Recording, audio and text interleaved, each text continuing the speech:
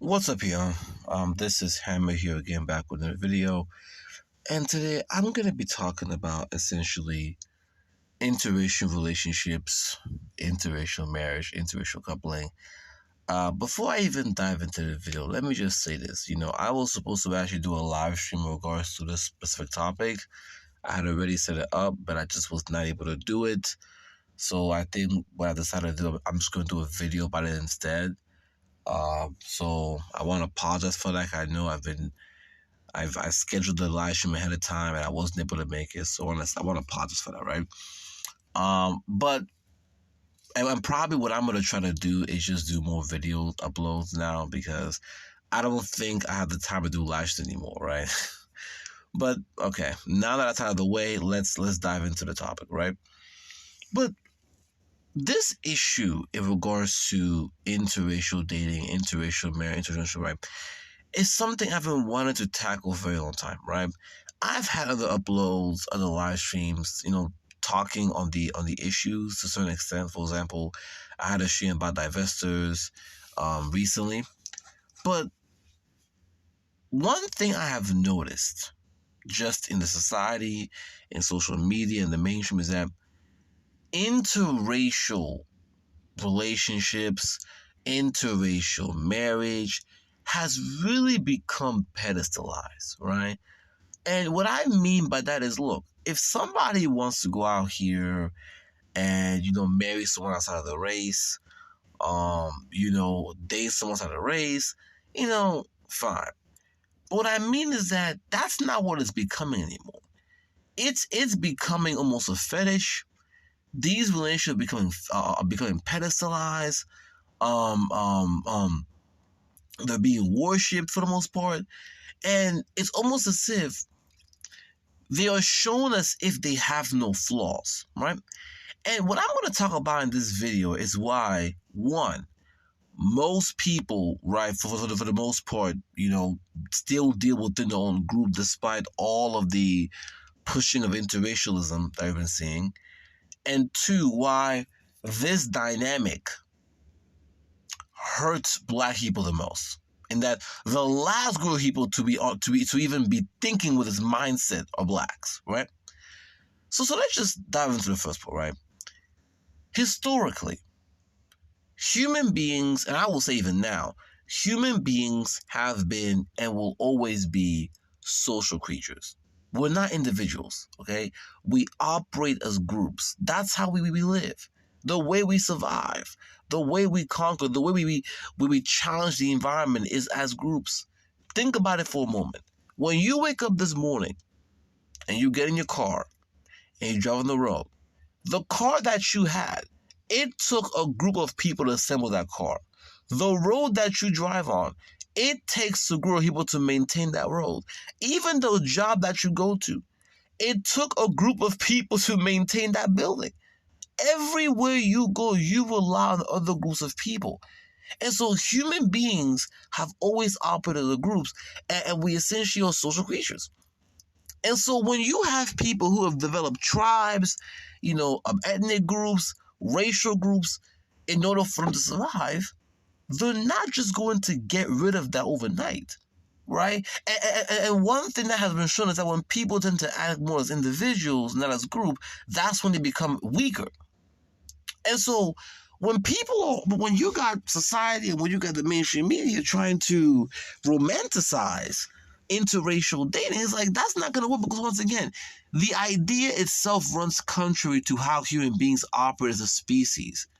Now, does that mean it should be illegal? Probably not. But it doesn't need to be recognition that people operate as groups, human beings, social creatures, and we essentially adapt, we survive as different subgroups of people. And because of that, this idea of just, interracial marriage, and it's not interracial because once again, it can also apply to ethnicity or even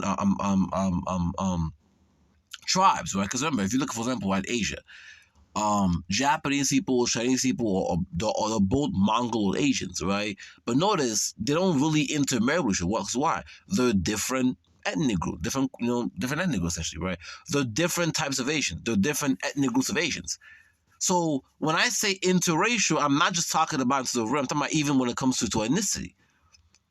And so once again, the reason why it does not work is because once again, human beings operate as group. We're social creatures, right? And we survive by essentially making groups of people and working together as groups. And so when you leave your group and you go and you deal with another group, you essentially become more vulnerable because the cohesion that you have within your own group is lost, right? And so I'm going to dive into 4 reasons as to why most people, and I will say most people in general, globally, don't interracially date, don't date outside of the group, and why that's probably not going to change, right? 1, when you date outside of your group, right, you're going to have to deal with the family. What does that mean? Let's say as a black male, I go and I get with a Chinese female, right? I'm going to have to deal with the fact that when I deal with this woman, right, her family more than likely will not accept me. They're going to view me as an outsider. I don't look like them for the most part, right? I'm going to have to deal with that struggle. And that's going to be a problem because, once again, if they don't view you as being one of them, if they view you as an outsider, then, even if they choose to be tolerant towards you, there's always going to be a sense of foreignness that you have, right? And that's going to make it hard because if the father doesn't want you there, if the mother doesn't want you there, and if they don't want you in in their family, right, that means that there's a risk of the girl being disowned. There's a risk of you being discriminated or face a lot of backlash when you're within the home. And there's a risk that your child, who is half Chinese, or I guess half that group, will not be accepted. All right? So that's the one reason, right? The second reason is the cultural piece, the cultural aspect. And what that essentially means is that it's not just that the family won't accept me or accept me dating to their own group, right? It's also that culturally, I'm not going to be, and one thing is like, I'm using, myself as an example here, but this really applies to anyone who dates outside of the group or outside of the race, right? So 1 is going to be the family, 2 is going to be the culture. And what that means is that in addition to the fact that, the family may not accept me, I'm not going to be able to understand the cultural dynamics, right, as somebody from the own community. If I enter a Chinese household, I can try the best I can to speak Mandarin. I can try to wear some Chinese clothing. I can try the best I can to fit in. But at the end of the day, I'm not a Chinese male. And so I'm going to make a lot of mistakes. I'm going to struggle fitting into that culture, and it's going to show. And that's and this is these cultural differences will start to add up and pile up, and it gets to a point where it will become unbearable, not just for you, but even for the family and even for the the person you're dating, right, who's outside your group, right? So family, culture. The third thing, in my opinion, is the societal aspect. Now, what does that mean? Societal aspect essentially means is how you are going to be treated by the greater groups. If I am dealing with a Chinese girl, we're not individuals. Let's and that's another thing I hate about this whole, like human beings are not individuals. We don't operate as individuals. When I deal with her, okay, I'm not an individual. She's not an individual, right? We are people who come from different groups of people. And so everywhere we go, there's gonna be a societal aspect, meaning that when Chinese people look at me dealing with her, all they're gonna see is, hey, one of our own, a Chinese woman, is dealing with this person who's not Chinese, an outsider. And everywhere I go, I will be outside. Everywhere I go, they're gonna remind me, hey, you may be fucking this Chinese female, but you're not one of us. Don't think that gives you the pass to think you're Chinese. Right? Same thing when it comes to my own group, right? If I were to take her to any kind of black-owned restaurant, I'll get stares. Black people will tell me, hey, look, you may be dealing with this Asian female, but you better understand that she's not black, right? Same thing. So you're going to have to deal with stares. You're going to have to deal with the fact that both groups are not really going to accept you like that. You're gonna have to deal with people looking at you sideways. So that's just the third aspect, right? You have the family, you have the culture, the societal aspect, and the fourth one is the children. And in my opinion, the children are actually in my opinion, the children are probably the biggest reason why most people just, in my opinion, don't date outside of the group. And is a tension that comes with having mixed children, right? Because one, there is in addition to there being a threat that either side won't accept the kids, there's also the fact that even within their own group, right, each parent is trying to get the kid to side with their own. I'm gonna give you an example, right? Let's say me and the Chinese girl and I'm just giving you an example here. Let's say me and the Chinese girl have a child, and the child, let's say, is a girl, right? Whether we recognize it or not, subconsciously, we're each gonna try to get the child to side with either of our groups. The Chinese girl is gonna try to raise, our child to be more Chinese leaning, to your Mandarin. I'm gonna try to raise a child to be more, lean towards black people, maybe gonna get with another black male, right? And they're gonna be doing this subconsciously. And the child is gonna notice. Now, the parents may tell the child, oh, it doesn't matter what you choose, but the child's not. The child can see that obviously you guys want the child to pick a side. Okay? Pick a side. Now here's the thing. You could also make the argument that when it comes to kids that are when it comes to children that are half black, technically they don't have a choice because by default they're just classed as black, and the non-black side never accepts. So that's as an exception, but still, they understand that they're gonna have to pick a side, and you're gonna have to deal with the fact that that kid is not gonna be accepted within your own group. You're gonna have to deal with the fact that your lineage is gonna be gone. You're gonna have to deal with the fact that the child may not look like you.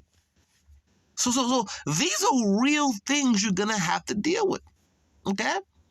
And so that's the reason why I think, in my opinion, despite all of the romanticization, the pedestalization of interracial marriage, interracial relationship, right? For the most part, most people don't really date out of their own group like that, right? Whether it comes to ethnicity, tribe, or even race. And when someone does, they still face a lot of backlash, right? And also, let me just add another thing, right? Another reason why people don't do it is that if that relationship doesn't work out, they can't go back. Like, we never factored this in, right? I'm gonna give you an example. Let's say me and the Chinese girl, we break up, right? In that situation, me and her are not in a vulnerable position. She can't really go back to her Chinese community like that, because once they realize she has a kid with a black dude, they're gonna ostracize her, right? And when it comes to me, I can't really go back to the black community, right? I can try, but the moment I tell a black female that I have this half Chinese kid, I'm gonna get stares. Folks are gonna look at me a certain kind of way, right? Now, it would be different if we had a kid within our community. For example, if the Chinese girl got with a Chinese dude, right, and the Chinese guy left her, right, she could still be able to get a Chinese guy to get with her. Once again, that kid is still fully Chinese, right? She still dealt with her own community. If I were to get with a black woman, right, and we have a kid and we break up and she just leaves, right, and let's say I get the kid, right, I could still go and get with another black female, but once again, the kid is still 100% black, right? It's not the same thing. Once you got that biracial kid and you guys break up, you end up in a bad situation, because more than likely you're gonna return to your own group, but your group may not fully accept you back. So, though everything I just said, right, the family, the culture, the society, the children, and the difficulty in going back to your own group, all of these factors are the reason why, for the most part, most people are just not going to deal like that. I feel like, I'm tired of the media essentially romanticizing and pedestalizing interracial relationships. Now, here's the thing. This is not me saying that, oh, you shouldn't do it, right? My thing is that if you want to do it, that's fine. But what I'm saying is this. Be honest about it, right? Tell people the truth. that when it comes to these relationships, right, there's actually more harm. Like, there is more downside to dating outside of your own group than there are. There's more, you're going to face more challenges. Okay? Okay? So the whole idea is that the reason why it doesn't work is that, once again, it gets romanticized, but in practice, most people don't do it because most people recognize that the challenges involved are just too much. The price involved, the costs involved are just way, way too much, right? Now, that's the first part. The second part, in my opinion, is the reason why Black people, out of all group of people, right, should be the most against this, right? People in general across the world, for the most part, tend to stay within the group, right? But I believe that when it comes to Black people in general, because of our situation globally, we should be the ones that are the hardest to get into an interracial relationship marriage. And the reason is because Black people are at the bottom globally. And when I say that, I mean it. You look at Africa, right? Bottom. The Black diaspora, bottom. Everywhere you go. I'm like, just recently, right now, if you look at TikTok, there was this thing that blew up where apparently Black Americans, Black people found that Samoans have essentially a slur for Black people, and so folks were crying online and say, "Oh my God, I thought you were cool." I said, "Look, one thing I have noticed, is that there has been this narrative." Coming from both Black men and Black women from just YouTube spaces, social media spaces, of this idea of interracial sex saving them. And what I mean by that is, because as a Black person, I experience all of these issues, I experience all of these problems within my own group, the answer is not to deal with those issues in my own group. The answer is for me to hop over to another group and hope that they will essentially take my problems and essentially, bring me in, right? And I feel like this mindset is the most prominent amongst Black people globally, because when I look at other communities, right, they have their own issues, but they do not preach this idea of interracial sex saving you, right? Like the Japanese are not saying, hey, we need to go out here and get married to other Asians because it's so bad, amongst like, you're not seeing that, right? You're not seeing, even when it comes to white people, I'm gonna give an example. There is an entire white manosphere, and yet you don't see white men talking about how we need to go out here. Now look, at one time there was a movement of going to Asian countries, right? But one thing you've noticed is that even amongst that, even when it came down, right, a lot of white men will still resist to it. Because from their point of view, okay, we can go out here and procreate with all these Asian females. Once again, those kids not gonna be white. So it was like even when it comes to the white manosphere, even they don't really operate like that, right? So what I'm saying here is, I see this. I feel like this mentality is more prominent amongst Black people, and I feel the reason because we are at the bottom globally, and so when you're at the bottom, right, you are gonna face certain, issues and certain obstacles that other groups of people are not gonna face, and you're gonna be much more willing to do whatever it takes to escape that sort of bottom class status. I think there's a reason why Black people tend to be much more obsessed about interracial dating. Black people globally, right, tend to be much, much more obsessed about interracial dating compared to other groups of people. Like, I have seen this so many times where when you will have non-Black people hop online about, hey, we don't date the Blacks, Black people will be online, getting mad, getting triggered. But notice, if Black people were to go online and say, hey, we don't date non-Black people, there wouldn't really be a backlash. No one really care. And it's obvious, right? Because once again, these other non-Black groups view themselves as being in a superior position, so they're not trying to deal with you in any way. But when they say they don't want to deal with you, it hurts Black people because you know that globally you're at the bottom. There's a reason why you hyper-focus on this. And my point is, this is the most dangerous. This mentality is the most dangerous to Black people because, once again, Black people are at the bottom of the hierarchy. Right? They already have a low self-esteem. They're already perceived by other groups to quote-unquote not bring into the table. And so for you to be viewed at the bottom and at the same time try to promote this idea of interracial dating, try to promote this idea of interracial sex saving your mind, that's so detrimental. Because what's going to happen is when you go into these communities, not only are you still going to be viewed as being at the bottom, right, but you're going to get treated worse. We got to be honest about that, right? Because we just had this entire situation where we had black men on this SYSBM Paso Bro stuff, and we had black women on this, divester stuff, right?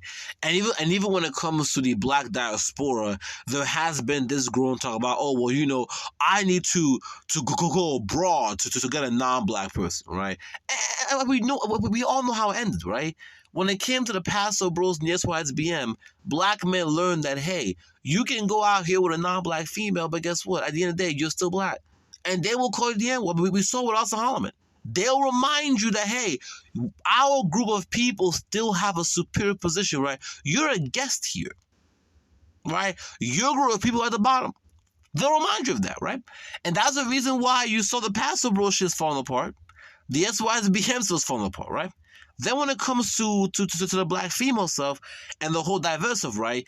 They also were on the, interracial, that's going to save us. They also are pushing the idea, well, if black women go out here and engage in interracial sex, it'll save them too. And we saw what happened. When they went to these non-black men, they're still being called niggers, right? They're reminded by these non-black men that, hey, we may have sex with you, but you're not our preference. We still prefer our own group of women for the most part, right? And if we deal with you, we deal with you as a placeholder. I mean that if a white dude gets with a black woman, right, who's quote unquote divesting of Blackistan, she's a placeholder. Meaning that the moment he's able to get access to a white female he actually wants, she's being dropped, and she knows that, right? So we saw how it didn't work. And then when it comes to the black diaspora, we saw how in the black diaspora, both black men and black women in the black diaspora, right, have been pedestalizing white people. Right? Oh, I need to travel abroad and, get a foreign wife and get these exoticals, right? And we saw what happened. When they go to these countries, they're essentially reminded how they're black and how, hey, you are African. you are a low-level Caribbean person. So we see this everywhere, okay? And that's why I feel like this mentality of interracial sex saving you really only, in my opinion, is really only being pushed by black people, because black people are at the bottom of the hierarchy, and I feel like this mentality is just another way for them to escape the bottom class status. That's all it is. Because other groups of people don't operate, right? Other groups of people are not really, yes, they're interracial, but they're not vocal about this. Like, they're not pushing interracial dating like that in a serious kind of way, right? In fact, many of these groups of people are actually very exclusive, right? They try to maintain, quote unquote, within their own group. Like, we know how racist, we know how homogenous Asians are. Like, what are we talking? We know this. We know how when it comes to India, they have a whole cast. Like other groups of people who believe they have a higher position, right? Who are not the bottom for the most part, they operate differently. And so when you look at blacks, it's like, wait a minute. Why is it out of all the groups of people around the world, blacks are the only ones who are so obsessed about, interracial dating, who are so obsessed about getting other groups of people to want to date them? And I said the reason's very simple, right? They're at the bottom. We're at the bottom. And so for us, interracial sex is viewed as a way of escaping our bottom class status. These other groups of people, although they may not be at the top, right? Because white people are talking about, although they may not be at the top, they're also not at the bottom. And so for them, hey, as long as we're not at the bottom with the blacks, we're fine, right? And they'll try to at least consolidate their position, right, to ensure they don't end up at the bottom. This is what separates black people from other people, and this is the reason why interracial marriage and interracial conversations are detrimental to black people, because you're already starting off at the bottom already. So preaching that interracial sex will save you is already putting you in a bad position. Like imagine somebody who's already viewed, as subhuman by everybody. Like you're already viewed as being not human already, and then you're trying to advocate to go through to enter these other groups of people. It's just come on. We know it's not going to end well. Okay, we know it's not going to end well, right? So that's how it is, right? But both of those things, in my opinion, is the reason why I've always, in my opinion, looked sideways, right? I had a side eye when it came to interracial conversations, because I know that in the long term, there's really no benefit. I've had my own internal conversation, right? I'll say, you know what? Everywhere I go now, there are commercials, there are people talking about dating out, getting married interracially, mixing here and that. But I say, is there any real benefit to that? And so I sat down and I started to analyze, okay, what are the benefits and cons with stay with my uncles of people dating out? And when I did the analysis, I said, dude, there are literally no benefits to interracial dating. It's all obstacles. Obstacle with the family, obstacle with the culture, obstacle with society, even obstacle with the kids. The only benefit, I guess, is dealing with somebody who looks different from you, but that's really about it. It's all downsides. And that's when I realized, okay, now it makes sense. Now it makes sense why the media and society, pushes so much, but yet on paper, people don't really operate like it, because once again, it's not practical. Now, does that mean it should be illegal? No, right? But once again, the way I view interracial as it's not practical, right? But if people but if somebody wants to do it and they're willing to deal with all that comes with it, fine. That's my position, right? My position. But see, my whole thing is this, okay? People are just not being honest. And I think this is the reason why I knew from the beginning that all of these movements, which for me, I just call them the whole interracial sex will save you. That's what I call it, right? SYSBM, Paso Bros, divestors, the, dating, trying to get a white people, right? All of this to me, I simply classify it as, interracial sex will save you. That's all it is. Like, because when you say that, that's all you're saying. When you're advocating for these movements, that's really all you're saying. And we know that interracial sex won't save you. Because when it comes to these non-black people, that's how they view it as, right? It's simply a sexual access for a lot of them. And even the ones that do get into relationships and marriages with black people, for the most part, it's under the quote unquote, it's under the prerequisite that things are doing good. The moment things fall apart, they'll leave you and go right back to the community. Okay? But I feel like there have been prominent examples in recent times that have shown just the flaws and I think the dangers involved in this. And I think when you look, for example, at the picture I have here of Meghan Markle. This is Meghan Markle and Harry when they were doing the Oprah interview, when she was talking about all the anti-black racism she felt within the royal family and how they were concerned about the color of the kid, right, being too dark. Now, I want you to think about this, okay? Meghan Markle is probably one of the most white-passing biracials I've ever seen in my life. She's majority white, by the way. Right? She's a majority white because her father's white, and I believe her mother is also biracial. So she is more than 50% white. And if you look at her, she in many ways looks like someone from the Mediterranean. So she doesn't even look black like that for the most part, right? Usually, if you did not know Meghan Markle and she was walking on the street, you would think you would actually mistake her for being Hispanic or someone from the Middle East, for the most part, right? And yet, despite this, she still faced so much racism, anti-black racism, which is crazy to me, right? The way the tabloids went at this girl was insane. I'm like, you had articles talking about, oh, Meghan Markle came straight out of Compton. And this is the shit she had to deal with. And I think for a lot of black people globally, it's like, we didn't know how to react because from our point of view, right, Meghan Markle is not really black like that. Because from our point of view, she is white passing. And yet, she's being treated like just an unambiguous black person. Which, for a lot of black people, shocks. Like you're telling me this white passing girl is getting all this racism? But I'm like, look, this situation, in my opinion, prove, I think, what I've been saying. If somebody like Meghan Markle, who is so white passing, is able to receive all of this racism, despite how white passing she is, imagine what Meghan Markle would go through if she was unambiguous.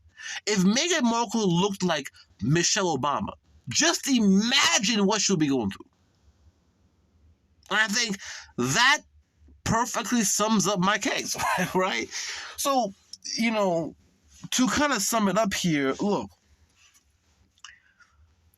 whatever issues you may have within your own group, it is still preferential and beneficial for you to stay and stick within your own group. That's just my opinion, okay? And I believe that it will benefit you in the long run, okay? And anyone who is advocating for interracial marriage, they have the right to do that, but they have to be honest about why most people don't do it, and they have to be honest about all the flaws and all of the quote-unquote issues that come with that most people don't want to deal with. And on top of that, black people need to recognize that you are the last people to be advocating for this, because you're at the bottom of the hierarchy, and it will affect you in a much more harsher way if you attempt this. And so, please stop this whole idea of interracial sex will save you. Stop pushing that. Because when you guys push this whole SYSBN, Paso Bros, divestors, oh, we need to go out here and date out. And by the way, this is global, because even when it comes to the black diaspora, right, they'll promote this idea of, going out there and dealing with non-blacks globally, right? Oh, I'm going to go abroad to Britain and get with a white female. No, brother, stop. Okay? Interracial sex will not save you. In fact, interracial sex will simply make your life worse, especially if you're a black person, especially if you're a black African or of black African descent. Okay? So we're going to leave it there. Thank you guys for watching the video. Comment down in the chat. Tell me what you guys think about this video. Do you agree with it, disagree with it? I'll definitely try to respond. In regards to live streams, I don't think I'm going to be doing any more live streams. I think I'm probably going to fix some videos because, once again, I don't have the time to be doing live streams anymore. So I'll probably try to do more video uploads, and do that instead. And I think the few times where I'm available, I may squeeze in the live stream. But with that being said, y'all, thank you guys for listening. Like, share, subscribe, and hammer out.